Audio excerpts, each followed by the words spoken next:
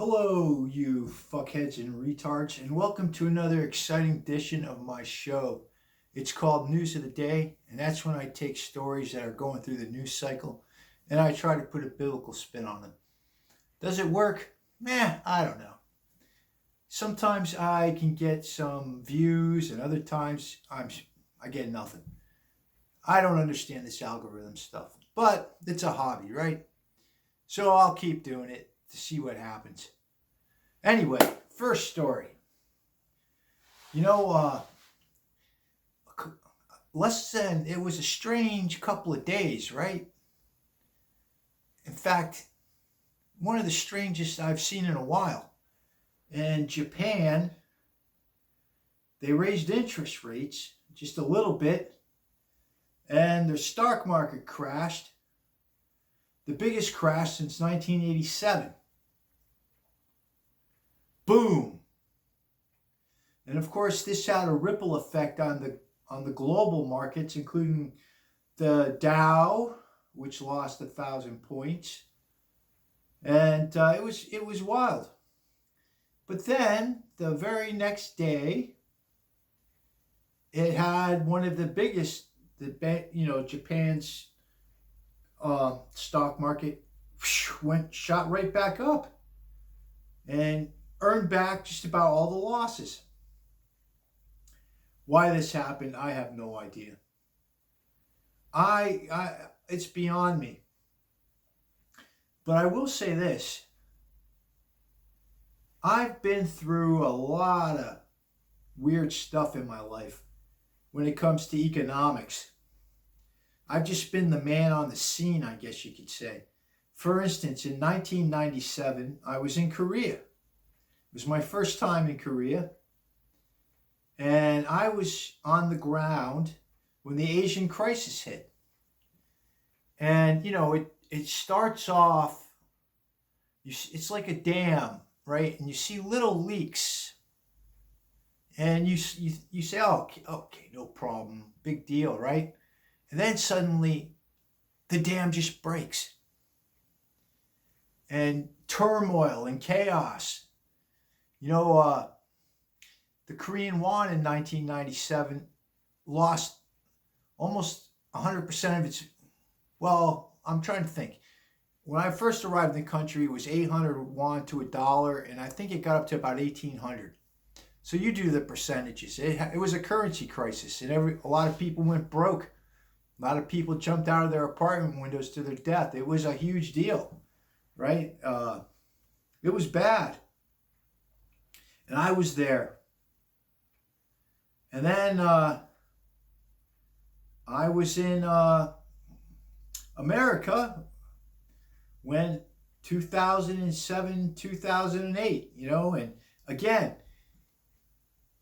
it starts off where you see little cracks in the dam, and then whoosh, you wake up and they say, oh, Lehman Brothers went out of business.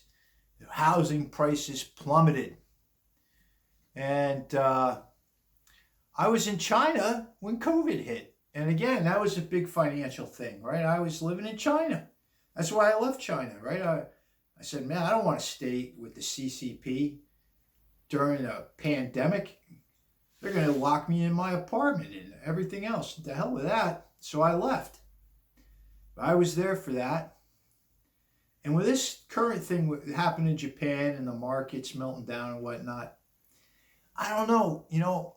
I could be crazy, but I'm starting to see these little cracks. And this is going to be when this bursts, it's going to be a big deal. I think it's going to be bigger than 2007, 2008. And how long can they keep the game up? I don't think much longer. Because look, this is a trap that this Jerome Powell has to deal with, right? If you lower the interest rates, then you're going to have crazy inflation. I was talking to my son who lives in America, and he's telling me that where he lives, a Big Mac set, you get the large fries, the large Coke, and a Big Mac, it's like $16. I mean, that's insane. So what are you going to do? Lower the interest rate so you're paying $25 for a Big Mac set? I mean, it's crazy. He's saying that it's so bad. I don't know if he's lying or not, that used cars are actually appreciating in value. Again, that's nuts. So you cut the rates, you're going to have runaway inflation. And if you jack the rates, you're going to have what you had in Japan, right? So it just seems like this Jerome Powell is in a bind right now. And I just don't think, I used to, when 2008, the financial meltdown happened, people would say, oh yeah, the market's going to go to zero and all that. And I wasn't listening to the sky's falling crowd, because I knew that these were smart, intelligent psychopaths who could juggle a lot of balls in the air. And they did. But now that those days are over, you can't keep juggling the balls, because the inflation genie is flown out of the bottle and it's not going back in unless you really jack the rates. And you can't jack the rates because you'll just get into a huge global depression. And I don't know. That's how I see it, but I could be wrong. I mean, I still think they can keep a few balls in the air, maybe until after the election. But I don't. This is going to be a big deal when this bubble bursts. It's going to be huge. Anyway, but it's not like we're going to die. I'm not saying that you should go live in an underground bunker with dried foods and condensed milk. I'm just saying, get ready, because it's not going to be pleasant when it does happen. All right, and I'm at 7 minutes. I don't like to go over 10 minutes, so I'm going to do one more story. Well, let me say this. I have a lot of friends who invest in the market. And I'm going to tell you this. I've never met a retail investor, an average Joe, who didn't lose money. It's like taking your money to a casino. Now, I'm sure there are some who've got in on Bitcoin on the ground floor and got a little lucky and made a ton of money. Most of the people I've known have always lost money on the stock market. And I'm not an investor, because the only way I would invest is if I had inside information, which is illegal, right? But I'm not going to gamble, because it's rigged. It's a rigged system. And everyone knows it's rigged. It's a big joke, right? And these people know it's going to collapse. Look at this Buffett. He just sold most of his, like 55% of his Apple stock, and he got rid of a ton of Bank of America stock. So he knows the score. He's not going to be left holding the bag. So, and I would say this to you guys. Be careful. I'm going to tell you, if Nancy Pelosi, well, let me tell you about this one friend. He says, you're always saying that you wish you got into the ground floor of Bitcoin. I say that from time, just as a joke. He says, what would happen if Bitcoin went down to 500 instead of 50,000? You'd buy it. I said, no, I wouldn't buy it. I don't invest. Right? I don't invest. I wouldn't buy it. I'm going to tell you, the only time I'd buy is if someone like Nancy Pelosi came up to me and said, Jack, I got some good information on this company. I think you should invest. Then I'd sell everything, including my cheap top Chinese TVs and my fans. And, I got fans at summertime, and maybe my 6-year-old laptop computer, and I'd invest on what Nancy said, because she's an inside trader. And that's the only reason.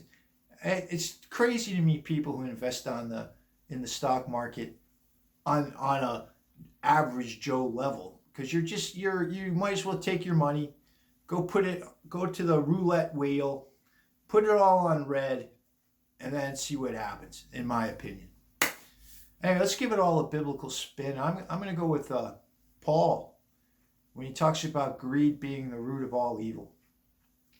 And I believe that. I think that greed just causes so many problems in life. And that being wealthy isn't a blessing, it's a curse. And not as bad as poverty. And I believe poverty's not good either. I'm not one of these guys who says, build a cabin out in the woods and a pair of Birkenstocks and a vegetable garden. I'm not one of those, but I'm saying that, boy, wealthy people, it seems like they sell their souls a lot of the time. They're cheats and they're fraudsters and everything else. They rig the markets and right. And I don't know why. It's not going to stop them from dying. And one day they're going to have to answer to God. And I don't think God likes it when people put their fingers on the scale. In fact, he doesn't like it. He says it in the Bible. Anyway, I'm past 10 minutes. I'm at 11 minutes. And I got to go fix my laundry. I got to add fabric softener. So I'm going to go. I want to say this. If you like this video, press like. If you want to subscribe, press subscribe. I'd like to say thank you to my subscribers. Anyway, drop a comment. Why not? It won't kill you. So I'll talk to you later. God bless you. Bye-bye.